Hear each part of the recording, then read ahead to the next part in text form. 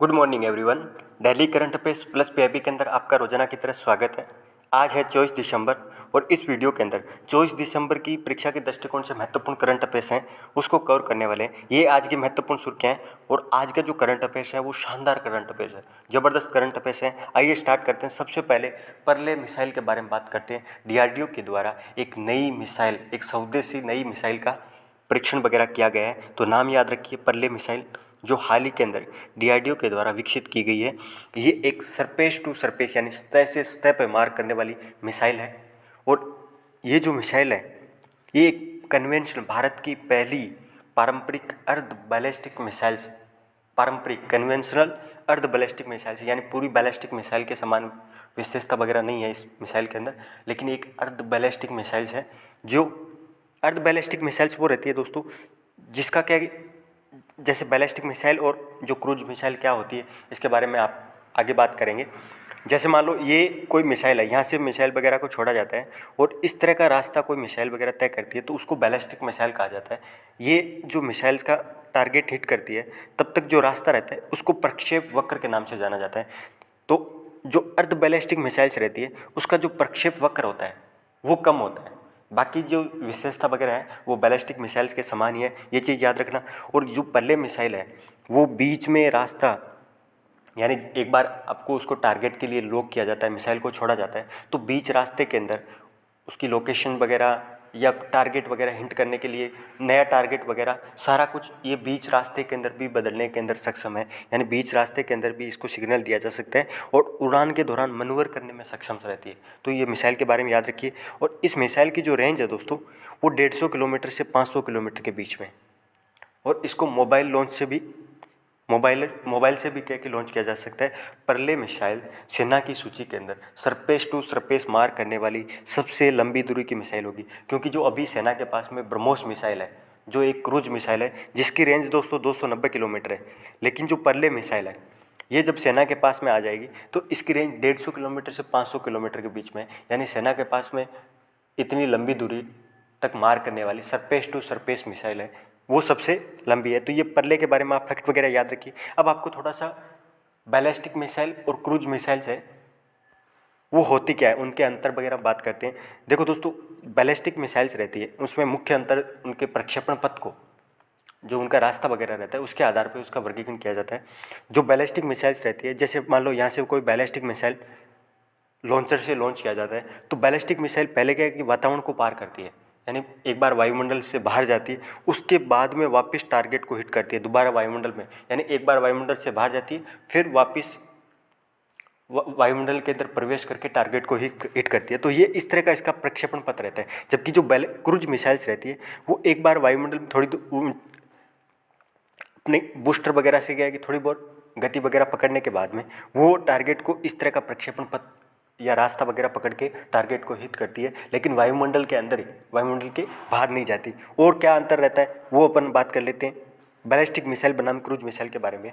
जो ballistic missiles रहती है उसकी जो प्रक्षेपण गति है और जो प्रक्षेप वक्र रहता है वो यात्रा के अंदर गुरुत्वाकर्षण, वायु प्रतिरोध और कोर्डिलियस बल पर निर्भर करता है। देखो दोस्तों, जब एक तो वायुमंडल के अंदर अंदर ही चीज़ें रहती है, वायुमंडल से जब बाहर जाती है तो उसको रास्ते के अंदर वायु की जो गति वगैरह है उसका अवरोध का भी सामना करना पड़ता है, कोर्डिलियस बल का भी सामना करना पड़ता है और गुरुत्वाकर्षण बल वगैरह है उसका भी वायुमंडल के अंदर सामना करना पड़ता है। किसको?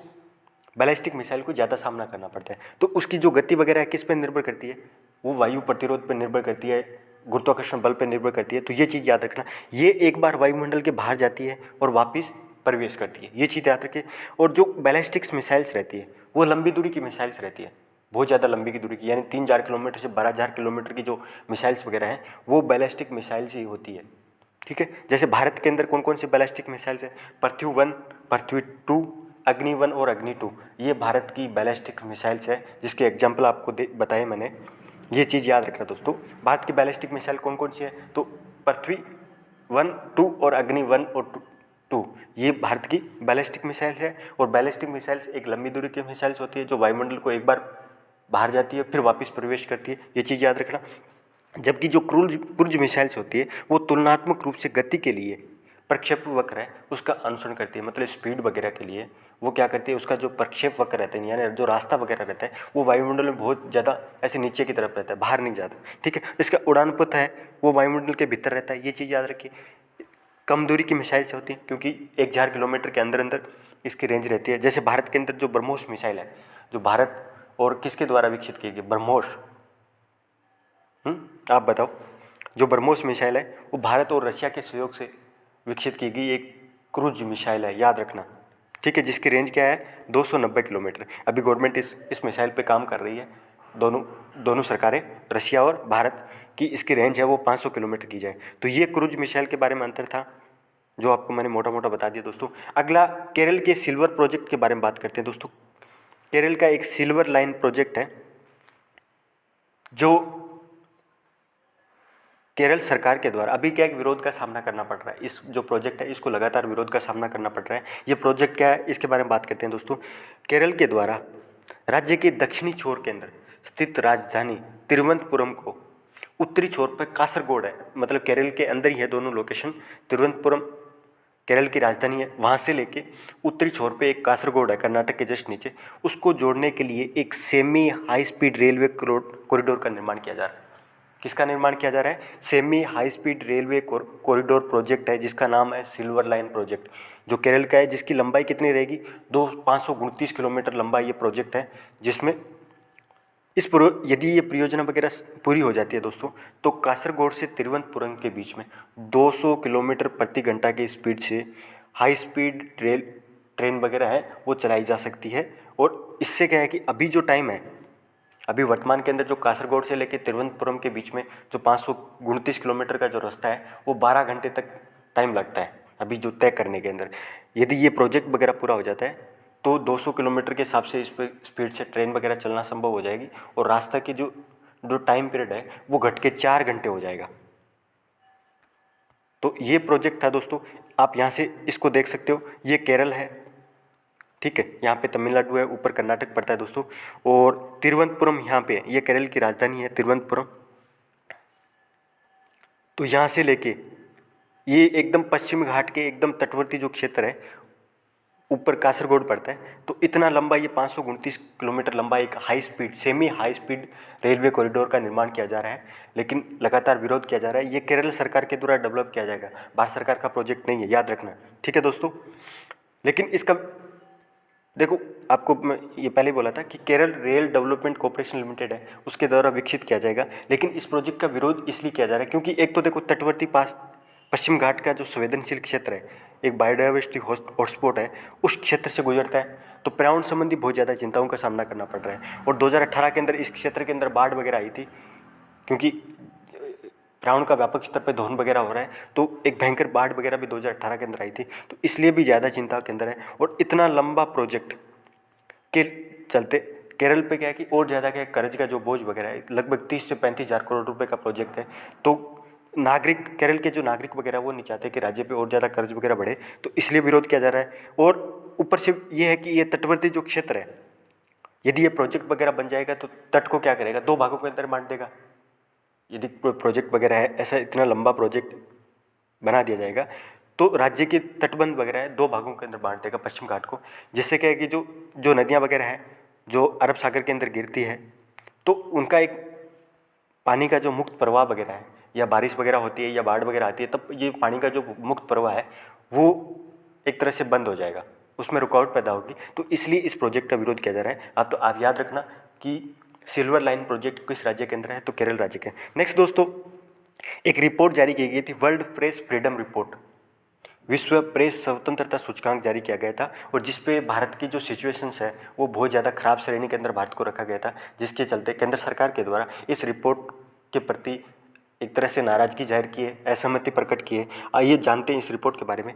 सबसे पहले ये रिपोर्ट है दोस्तों, रिपोर्टर्स विदाउट बॉर्डर्स के द्वारा जारी किया जाता है, एक मीडिया वाचडॉग है। रिपोर्टर्स विदाउट बॉर्डर्स के द्वारा वर्ल्ड प्रेस फ्रीडम इंडेक्स जारी किया जाता है, विश्व प्रेस स्वतंत्रता यानी जो प्रेस वगैरह रहती है उसकी स्वतंत्रता का सूचकांक इस वॉचडॉग के द्वारा जारी किया जाता है। और इसके हिसाब से भारत की 2021 में 180 देश में 142वें स्थान पे भारत को रखा गया है।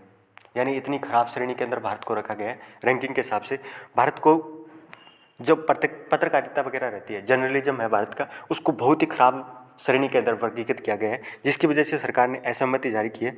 और इस रिपोर्टर जो वास्तव है उसने बोला है कि दुनिया भर के अंदर मारे गए पत्रकारों की संख्या के मामले में भारत में 5 सबसे खतरनाक देशों के अंदर शामिल किया गया है।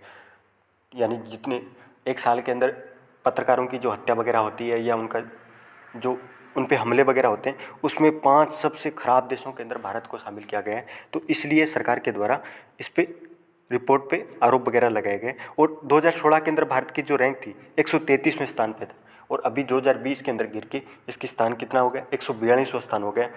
ये चीज़ आप याद रखना।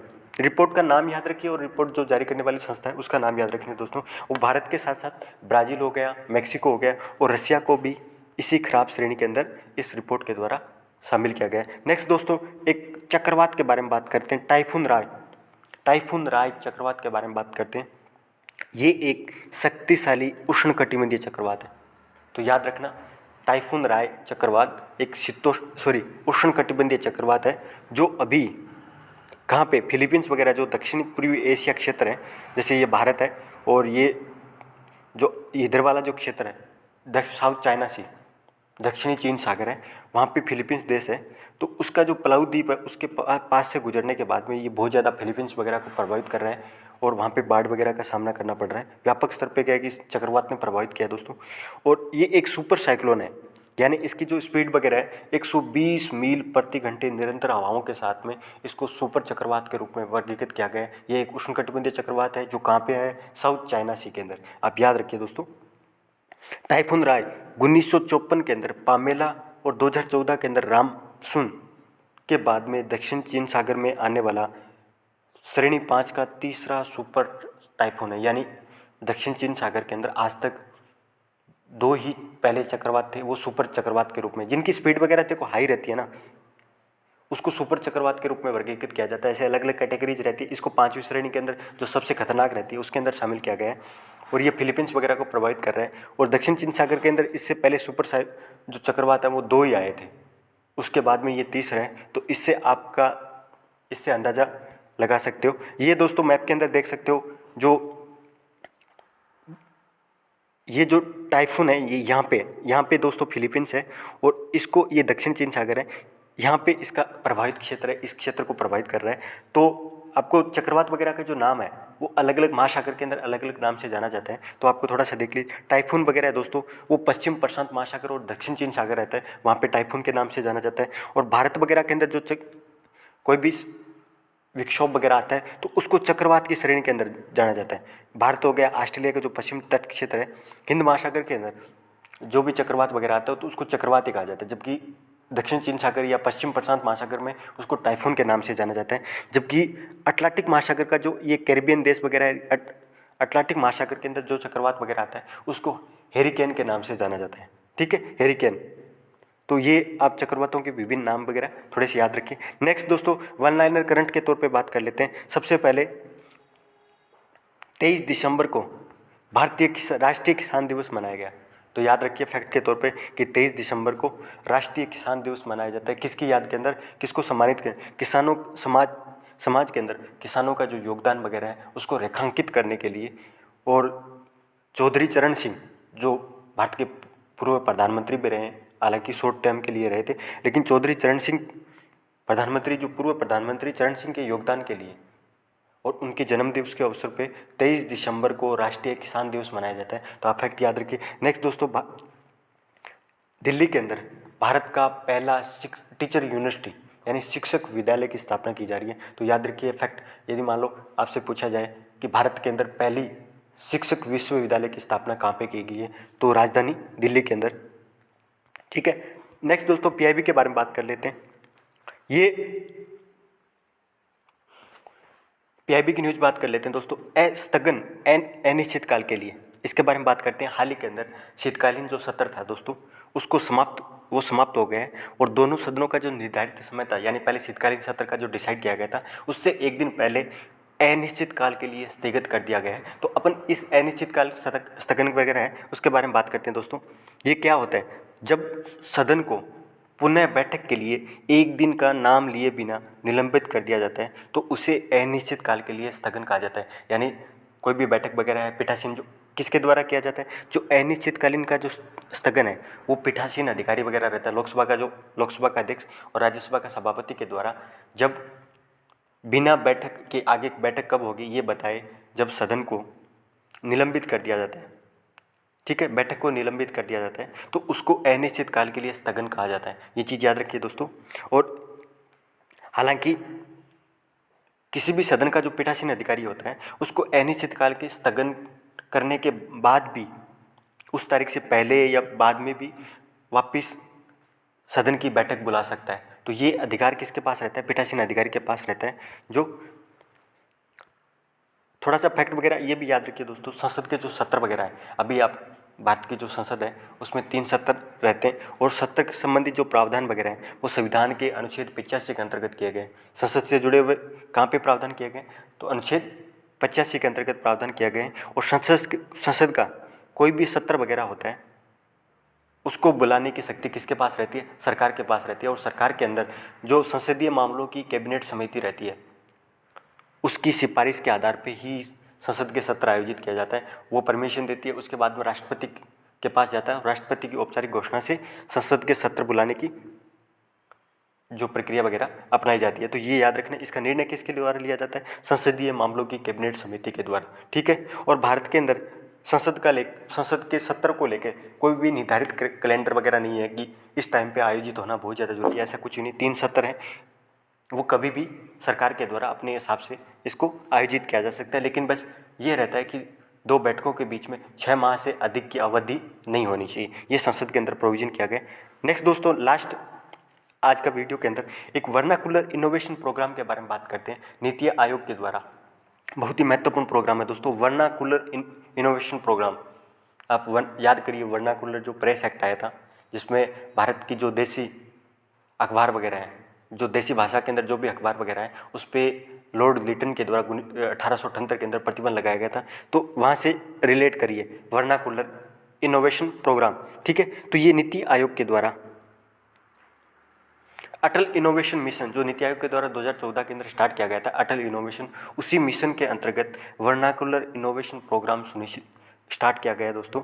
और ये इसका मुख्य उद्देश्य ये है कि भारत के जो नवाचारी लोग वगैरह हैं, जो उद्यमी वगैरह हैं, वो भारत सरकार के द्वारा 22 अनुसूचित भाषाओं में नवाचार पारिस्थितिक तंत्र तक पहुंच बनाने के लिए, सक्षम करने के लिए ये प्रोग्राम स्टार्ट किया गया है। अभी जो अनुसूची है 8वीं अनुसूची, उसमें कितनी भाषाएं रजिस्टर्ड है, तो 22 भाषाएं उल्लेखित हैं या 22 भाषाओं को शामिल किया गया है। उन्हीं 22 भाषाओं के अंदर नवाचार पारिस्थितिक तंत्र है उसको मजबूत करने के लिए और सक्षम बनाने के लिए ये महत्वाकांक्षी पहल नीति आयोग के द्वारा अटल इनोवेशन मिशन के अंतर्गत शुरू की गई है। याद रखना दोस्तों, क्योंकि इसका मुख्य उद्देश्य है कि नवाचार के अंदर यानी इनोवेशन के अंदर और उद्यमिता के अंदर जो भाषा क्या करती है, एक बाधा के रूप में काम करती है। अभी क्या है कि इंडस्ट्री वगैरह के अंदर या जो भी है ज़्यादातर लैंग्वेज इंग्लिश वगैरह, हालांकि भाषाएं कितनी 22 भाषाएं के अनुसूचित है, तो भाषाओं की जो बाधा वगैरह है उसको कम करने के लिए, मदद करने के लिए